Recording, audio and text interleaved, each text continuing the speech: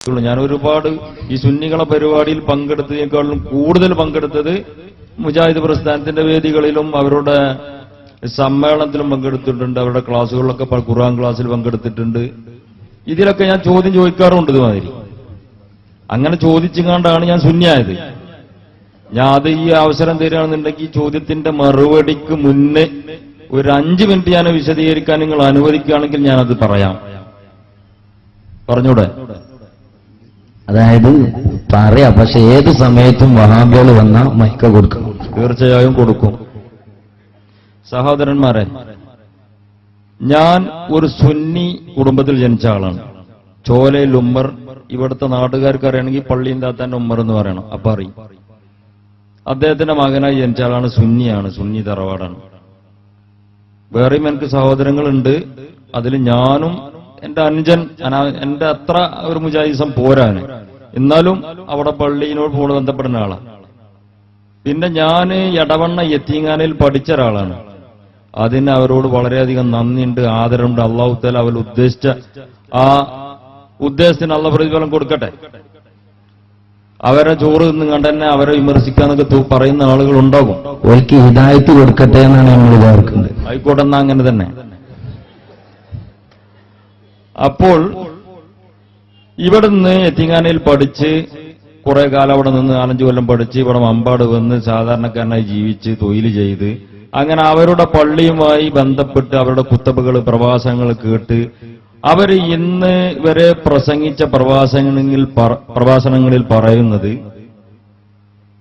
ഇവിടെ യഥാർത്ഥ ദീൻ പ്രചരിപ്പിക്കുന്നവർ അവർ മാത്രമാണ്. യഥാർത്ഥ ലാ ഇലാഹ ഇല്ലല്ലാഹ് എന്ന് പറയാൻ ഈ കേരളക്കരയിൽ മുജാഹിദുകളുള്ളൂ. വേറെ ആരും അത് പറയുന്നില്ല. ഇവിടുത്തെ സുന്നികൾ പറയുന്നത് എന്താണ്? അവര് അള്ളാനും വിളിക്കും, മേദി സൈക്കിനും വിളിക്കും, മമ്പർത്തങ്ങളെയും വിളിച്ചും കബറിങ്ങ ചെന്ന് സഹായം ചോർത്തും. ഇത് സിർക്കാണ്. യഥാർത്ഥ അള്ളാഹ് നിങ്ങൾക്ക് വിളിച്ചാ പോരെ? അള്ളാഹ് എത്ര അടുത്തുണ്ട്? നിങ്ങളെ കണ്ടനാടിക്കിന്റെ അത്ര അടുത്ത് അള്ളുണ്ട്. പിന്നെ എന്തിനാക്ക് മേദീസയ്ക്ക്? അള്ള പോരെ? സത്യാണ്. ഏതൊരാളും പറയും അള്ള മതി. അള്ള അത്ര അടുത്തുണ്ട്. പിന്നെ അള്ളാനിക്കാട്ടും വലിയ വേറെ അള്ളാന്റെ സൃഷ്ടിണ്ടോ? അല്ലല്ലോ. ആ നിലക്ക് ശരി തന്നെയാണ് വിശ്വസിച്ച് അങ്ങനെ മെല്ലെ മെല്ലെ മെല്ലെ മെല്ലെ ആശയങ്ങൾ മനസ്സിൽ കയറി എന്നല്ല, അതിന്റെ ഒരു പ്രവർത്തകനും അതിനു വേണ്ടി അങ്ങാടികളിൽ തർക്കിച്ചും ഒക്കെ നടന്ന ഒരാളാണ് ഞാൻ. പക്ഷെ ഈ മുജാഹിദ് പ്രസ്ഥാനം രണ്ടാകുന്നതിന് മുമ്പ് 2002 2003 രണ്ടായത്. അതിന്റെ മുന്നേ 2002. കാരണം എന്നെ പറ്റി അറിയുന്ന ഒരുവിധ ആളുകൾക്ക് അറിയാം. ഞാൻ അതിന് കുറച്ചൊരു സ്ട്രോങ്ങിൽ നടന്നിരുന്ന ഒരാളാണെന്നുള്ളത്. അന്ന് ഞാൻ ഈ ഖുർആൻ ക്ലാസ്സിനൊക്കെ പോകാറുണ്ട്, ഈ പഠിക്കാനും ഇതിനൊക്കെ. കാരണം നമുക്ക് ഖുർആൻ ശരിക്കും ഓതാൻ അറിയില്ല. അപ്പൊ അതിനൊരു അവസരം കിട്ടണ അൽഹംദുലില്ലാഹ് നല്ല കാര്യമാണല്ലോ. കാരണം ഈ മദ്രസ പോകാൻ കഴിയൂല. അപ്പൊ ഈ സമയങ്ങളിൽ പോയി പഠിക്കുന്നത് നല്ല അങ്ങനെ പോയി കുറെ ആൾക്കാരെ ഞാൻ ബൽക്കൂട്ടിയും ചെയ്ത്.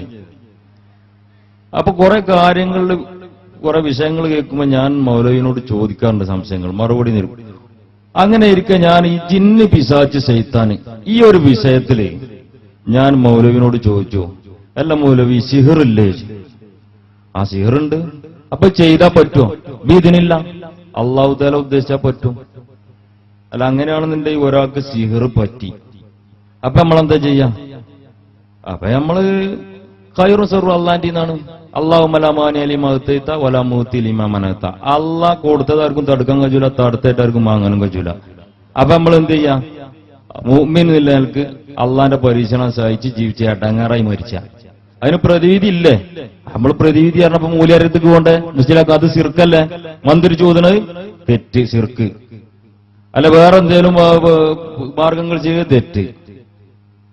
അങ്ങനെ വന്നപ്പം ഇത് ഒരു ശരിയായ ഒരു മറുപടി അല്ലല്ലോ ചോദിച്ചാൽ. അങ്ങനെയാണെങ്കിൽ ഉസ്താദെ, ഇങ്ങനെ ഖുർആന്റെ ആയത്തിന്റെ അടിസ്ഥാനത്തിൽ ഇങ്ങനെ പുറത്തുനിന്ന് ഈ സുന്നികളതിനൊക്കെ കേൾക്കുന്നുണ്ട്, അങ്ങനെ അല്ലെങ്കിൽ ഇപ്പൊ അവര് പറയോ? അങ്ങനെ സ്വീകരിച്ചിട്ട് ഒരാൾക്ക് പറ്റണമെന്നുണ്ടെങ്കിൽ നമ്മൾ ഇന്ത്യയും പാകിസ്ഥാനും യുദ്ധം ഉണ്ടായ സമയത്ത് ഇന്ത്യ ഗവൺമെന്റ് എന്തിനാ പൈസ മുടക്കി ബോംബും ടാങ്കും ഇതൊക്കെ വാങ്ങണേ? പാകിസ്ഥാനെതിരുള്ള ഒരൊറ്റ സിഹർ സ്കഡ് മിസൈലിന്റെ ആവശ്യമല്ല, ആകണ് പാകിസ്ഥാൻ ഔട്ട്. ഇത് ചെയ്താ പോരെ? അതിനാണ് നിന്നാ പോരെ? പറ്റാൻ നിൽക്കുകയാണെങ്കിൽ ഒരു മറുപടിയാണത്. യുക്തിപരമായ മറുപടി. അങ്ങനെ ഇരിക്കുമ്പോഴാണ് ഏതാണ്ട് മുജാഹിദ് പ്രസ്ഥാനം പിളരിനീന്റെ കുറച്ച് മുന്നേ, ഇത് ഗ്രൂപ്പ് യോഗ എന്ന് അള്ളാണ് എനിക്കറിയില്ലെങ്കിൽ, നിലമ്പൂർ കളത്തങ്കടവ് പള്ളിയിൽ വെച്ചിട്ട് അവിടെ ഒരു മസ്ജിദ് ഉണ്ട്, നമസ്കാര പള്ളിയാണ്, അതിന്റെ അങ്കണത്തിൽ വെച്ചിട്ട് നമ്മളൊരു മൗലവി, ഞാൻ ആരും പേരെടുത്ത് ആക്ഷേപിക്കാൻ ഉദ്ദേശമില്ല, കാരണം അവരും കുറെ കാലം നമ്മൾ ബഹുമാനിച്ചിടുന്ന ആളുകളെ ഇപ്പോഴും ബഹുമാനിക്കുന്നു. പക്ഷെ ആ ക്ലാസ്സിൽ വിഷയം എന്താണെന്ന് ചോദിച്ചാൽ അത്ഭുതം എന്ന് പറയട്ടെ, മുജാഹിദ് പ്രസ്ഥാനം നാളെ ഇതുവരെ വെച്ചു പുലർത്തി പോന്നിരുന്ന ആശയ ആദർശങ്ങൾക്ക് എതിര് ജിന്നുണ്ട്, പിശാച്ചുണ്ട്, സിഹറുണ്ട്, ഊതലുണ്ട്, കെട്ടലുണ്ട്, മുജാഹിദ് മൂലം എന്റെ തൊള്ളിൽ കൂടെ വരിക. ഞാൻ അന്തം വിട്ട് റബ്ബെ, ഇത്രയും കാലം മുജാഹിദിന്റെ ഈ സദസ്സുകളിൽ പങ്കെടുത്തിട്ട് പള്ളിയിൽ ജുമായൊക്കെ കൂടിയിട്ട് മലയാളത്തിൽ തീരാൻ കുത്തുപെടുത്തിയിട്ട് ഈ വിഷയങ്ങളൊന്നും പറഞ്ഞില്ലല്ലോ, ഇപ്പൊ എന്തായി മൗലവി ഇങ്ങനെ പറയുന്നു. അപ്പൊ സ്വാഭാവികമായിട്ടും നമ്മൾ സാധാരണക്കാരനാണ് മറിച്ചും ചിന്തിച്ചു. ഇതിപ്പോ അങ്ങനെ പറയുന്നത് കേട്ട് നമ്മൾ ഊളിപ്പോരാൻ പറ്റില്ലല്ലോ. ഞാൻ വിശദമായി അന്വേഷിച്ചപ്പോ പറഞ്ഞത് ഖുർആനില് തെളിവുണ്ട്, ഹദീസിലും തെളിവുണ്ട്, റസൂലുള്ളാഹിക്ക് സിഹർ ബാധിച്ചതായും തെളിവുണ്ട്, അല്ലാഹു തആല ആയത്ത് ഇറക്കിയതായും തെളിവുണ്ട്. അപ്പൊ ചോദിച്ചു ഞാൻ, എന്നാണ് ഇപ്പൊ ഈ ആയത്തും ഹദീസും ഇറങ്ങിയത്? ഇതുവരെ മുജാഹിദ് പ്രസ്ഥാനം അത് കണ്ടില്ലേ? ഈ ആയത്തും ഹദീസും മുജാഹിദ് പ്രസ്ഥാനം കണ്ടില്ലേ? അപ്പൊ മൂപ്പര് മണിമണിയായിട്ട് ഹാറൂത്ത് മാറൂത്തിനെ അല്ലാഹു തആല സിഹർ പഠിപ്പിച്ചാൻ വേണ്ടി ദുനിയാവുക്ക് മനുഷ്യരൂപത്തിൽ ഇറക്കിയതും ഭാര്യമാരുടെ ഇടയിൽ അത് വസ്വാസ് ഉണ്ടാക്കിയതും ഒക്കെ മൂപ്പര് ചരിത്രം പറഞ്ഞു. പിന്നെ റസൂലുള്ളാഹിക്ക് വസ്വാസ് ബാധിച്ച് നമസ്കാരത്തില് അതിൽ മറ്റുള്ള വെച്ച് ചെയ്തിട്ടില്ല എന്ന് തോന്നുക, ചെയ്തിട്ടില്ലാത്ത കാര്യം ചെയ്തിക്കണമെന്ന് തോന്നുന്നു. ഇങ്ങനെ വസ്വാസ് വെച്ച് റസൂലുള്ളാഹി അള്ളാഹിനോട് പ്രാർത്ഥിച്ച് സുജൂദിൽ നിന്ന് 2 മലക്കുകൾ ഇറങ്ങി കാലിന്റെ ഇടയിലും തോളിലും ഇരുന്ന് എന്നിട്ട് അവർ സംസാരിച്ച് അപ്പൊ പറഞ്ഞ ലബീദ് ബിൻ ആസം എന്ന് പറഞ്ഞൊരു ജൂതനും അവന്റെ പെമ്മക്കളും കൂടിയിട്ട് റസൂലുള്ളാഹിന്റെ രോമങ്ങളും ഇതിലും കൂടിയിട്ട് പൂമ്പോളയിലും സിഹർ ചെയ്ത് ഇന്ന സ്ഥലത്ത് കിണറിൽ കൊണ്ട് ഇട്ടിട്ടുണ്ട് എന്ന് വിവരണം റസൂലുള്ളാഹി കിട്ടി. പിറ്റേന്ന് സഹാബാക്കൾ പോയി അത് പുറത്തെടുത്ത് അവർ റസൂലുള്ളാഹി പറഞ്ഞു പുറത്തെടുക്കണ്ട, അത് മൂടിക്കളി, എനിക്കത് ഒന്നും ബാധിച്ചിട്ടില്ല, അതുകൊണ്ട് മറ്റൊരാൾക്കും ബാധിക്കണ്ട.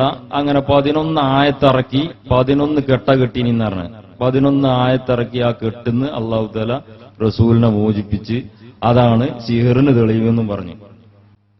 അപ്പം ഞാൻ ചോദിച്ച്, ഇന്ന് വരെ പറഞ്ഞ ആശയത്തിന് എതിരാണുള്ളത് എത്രത്തോളം പറഞ്ഞാൽ പിന്നാണ് വരുന്ന വിഷയം ഞാൻ പറയണ്ടല്ലോ. ജിന്നിന്റെ ഒക്കെ വിഷയത്തിൽ മുജാഹിദ് പ്രസ്ഥാനം പോയൊരവസ്ഥ സക്കരിയ സലാഹി പറഞ്ഞ്, ഒരു ജിന്നിനെ ഒരാള് വൈപ്പെടുത്തി കഴിഞ്ഞാൽ അല്ലെങ്കിൽ അവന്റെ ഒരു സഹായം കിട്ടിക്കഴിഞ്ഞാൽ, ജിന്നിന്റെ ഒരു സഹായം കിട്ടിക്കഴിഞ്ഞാൽ എത്രത്തോളം സഹായിക്കും? അമേരിക്കയിൽ നിന്ന് 5 മിനിറ്റ് കൊണ്ട് മരുന്ന് ഇവിടെ എത്തിച്ചു എന്നാണ്. സുന്നിയെളുത്തരെയൊന്നും പറഞ്ഞിട്ടില്ല, 5 മിനിറ്റ് കൊണ്ട് അമേരിക്കയിൽ നിന്ന് മരുന്ന് എത്തിച്ചു. ഇതൊക്കെ ജനങ്ങളിവിടെ കാണുന്ന വിഷയം, കേൾക്കുന്ന വിഷയങ്ങളാണ്. പിന്നെ ആളുകൾ എന്നെ ഓതി പറയൽ തുടങ്ങി. റസൂലുള്ളാഹി സഹാബാക്കൾ മന്ദിരിച്ചൂതിയിട്ട് ആടിന്റെ പറ്റം കൊടുത്തിട്ട് ആടിന് അള്ളാന്റെ റസൂൽ ഒരു വീതം എനിക്ക് വേണം ചോദിച്ചു വാങ്ങി. അത്തരത്തോളം തെളിവുകൾ പറഞ്ഞു. ഞാൻ ഇതുവരെ കേട്ടില്ലാത്ത തെളിവാണ്. ബുഖാരിയിലുണ്ടല്ലോ, നമ്മളിപ്പോഴാ കേൾക്കണ. ബുഖാരിയിലുണ്ട്, ഞമ്മക്കറിയില്ല. അവരെന്നപ്പോ അത് പുറത്തേക്ക് ഇങ്ങനെ എടുക്കുകയാണ്. അപ്പൊ ഞാൻ ചോദിക്കുന്നു സഹോദരങ്ങളെ, ഇതിന്റെ മുൻകഴിഞ്ഞ പണ്ഡിതന്മാർ ഇത് അറിഞ്ഞില്ലേ? അല്ലെങ്കിൽ അവർക്ക് ഇത് മനസ്സിലായില്ല, അറബി മനസ്സിലായില്ല? പിന്നെ എന്തുകൊണ്ടാണ് ഈ ജനങ്ങൾ എത്രയും കാലം ഇതില്ല എന്നൊക്കെ തെറ്റിദ്ധരിപ്പിച്ചത്? ഈ 2003 മുന്നേ ജീവിച്ചു മരിച്ച മുജാഹിദീങ്ങൾ അവർ വിശ്വസിച്ചിരുന്നത് ഇതൊന്നുമില്ല, അതൊക്കെ മനുഷ്യനെ മുസ്ലിയാക്കന്മാര് ഇവിടെ ഓരോ ജിന്ന് ചെയ്താന് പറഞ്ഞ് ആയിരം വാങ്ങാൻ മന്ത്രിച്ചു കൂതാൻ വേണ്ടിയിട്ട് കെട്ടിയിട്ട് പൈസ ഇതാക്കാൻ വേണ്ടിയുള്ള ഓരോ പരിപാടിയാണെന്ന് അതുവരെ പ്രചരിപ്പിച്ചിരുന്നത്. ഇപ്പൊ ഇവരെന്നതിന്റെ ആൾക്കാരായി പറയുമ്പോ ഞാൻ ചോദിക്കണേ, ഇത് വിശ്വസിച്ച് ജീവിച്ചു പോയ ഇവിടുത്തെ മുജാഹിദുകള് സത്യത്തിൽ അള്ളാന്റെ ഒരു കുതിരത്ത് അല്ലെങ്കിൽ അള്ളാഹ് ഇറക്കിയൊരു സംഗീത നിഷേധിച്ച ഞാൻ മനസ്സിലാക്കിയത് അത് കുഫ്റുന്നാ. ശരിക്കും കുഫ്റുല്ലോൻ എന്താണ്? ഓനതിന് പശ്ചാത്തലിച്ചിട്ടുള്ള ഈ നരകം കിട്ടുന്ന നമ്മൾ വിശ്വസിക്കണേ. അങ്ങനെ വരുമ്പോ ഈ മുജാഹിദുകൾ ഇന്ന് വരെ വിശ്വസിച്ചു വന്ന ഈ പിശാച്ച്, ജിന്ന് ഇങ്ങനത്തെ വിഷയങ്ങളിലെ കുഫറിൽ പെട്ടുപോയി മരിച്ചുപോയി എത്രയോ മുജാഹിദുകൾ നമ്മളെ നാട്ടിലും പുറത്തൊക്കെ ഉണ്ട്. ഇവരാ പാപങ്ങൾ ആരേറ്റെടുക്കും? അന്ന് ഇതിനെ നിഷേധിക്കാൻ ഇവര് ഉപയോഗിച്ചത് ഖുർആനും ഹദീസുകളാണ്, അല്ലാതെ ബൈബിളോ അല്ലെങ്കിൽ മറ്റുള്ള രാമായണങ്ങളൊന്നും അല്ല. ഖുർആനെന്ന് ഓതിയിട്ട് തന്നെയാണ് പറഞ്ഞിട്ടുള്ളത്. ഈ ജനങ്ങളെ വിശ്വസിപ്പിച്ചതും ഖുർആാനും സുന്നത്തും പറഞ്ഞിട്ടില്ലാന്ന് സ്ഥാപിച്ചാദ്യം. ഇപ്പൊ അതേ തെളിവ് ഉണ്ട് എന്ന് പറയാൻ ഖുർആാനും സുന്നത്ത് തന്നെ. റഹ്മാൻ അറബെ കുടുങ്ങിയല്ലോ. ഞങ്ങളെ പോലത്തെ സാധാരണക്കാർ എന്താ ചെയ്യേണ്ടിയേ? അസ്സലാമു അലൈക്കും വറഹ്മത്തുള്ളാഹി വബറകാതുഹു. ബിസ്മില്ലാഹിർ റഹ്മാനിർ റഹീം. അൽഹംദുലില്ലാഹി റബ്ബിൽ ആലമീൻ. വസ്സലാത്തു വസ്സലാമു അലാ അഷ്റഫിൽ മുർസലീൻ വഅലാ ആലിഹി വഅസ്ഹാബിഹിൽ ഫായിസീൻ. അമ്മാ ബഅദ്. അസ്സലാത്തു വസ്സലാമു അലൈക യാ സയ്യിദി യാ റസൂലല്ലാഹ്. ഖുദ് ബിയദി ഖല്ലത്ത് ഹീലതി യദ്രിക്നി യാ റസൂലല്ലാഹ്. ആദരണീയരായ ഉലമാക്കളെ, നേതാക്കളെ, കാരണവന്മാരെ, നല്ലവരായ നാട്ടുകാരെ, സത്യാന്വേഷികളായ ശ്രോതാക്കളെ, സുഹൃത്തുക്കളെ, മുജാഹിദ് പ്രസ്ഥാനത്തിൽ കുടുങ്ങി തന്റെ ആയുസ്സിൽ നല്ലൊരു ഭാഗം അതിനുവേണ്ടി വിനിയോഗിച്ച ഒരു സഹോദരന്റെ സങ്കടകരമായ വാർത്തകളാണ് നമ്മൾ കേട്ടുകൊണ്ടിരിക്കുന്നത്. എന്നെപ്പോലത്തെ സാധാരണക്കാരിനി എന്തു ചെയ്യണമെന്നാണ് അവസാനം അദ്ദേഹത്തിന് ചോദിക്കാനുള്ളത്. ഞങ്ങൾക്കതിന് അവസാനമായി പറയാനുള്ള ഒറ്റ മറുപടി, നിങ്ങളൊക്കെ ഒറ്റപ്പെടുന്നതിന് മുമ്പ് രക്ഷപ്പെടണം എന്നാണ് ഞങ്ങൾക്കതിന് പറയാനുള്ള മറുപടി. മുജാഹിദ് പ്രസ്ഥാനത്തിൽ നിന്ന് ഇങ്ങനെ കൂടൊഴിഞ്ഞു പോയിക്കൊണ്ടിരിക്കുന്ന ആളുകളിൽ നിങ്ങളും ഉൾപ്പെട്ട് നിങ്ങളുടെ ഈമാൻ സലാമത്താക്കാൻ ശ്രമിക്കണം എന്നതാണ് അതുപോലെയുള്ള മുഴുവൻ മുജാഹിദുകളോടും ഞങ്ങൾക്ക് പറയാനുള്ളത്. മുജാഹിദ് പ്രസ്ഥാനം എന്ന് പറഞ്ഞാൽ ഈ പ്രസ്ഥാനം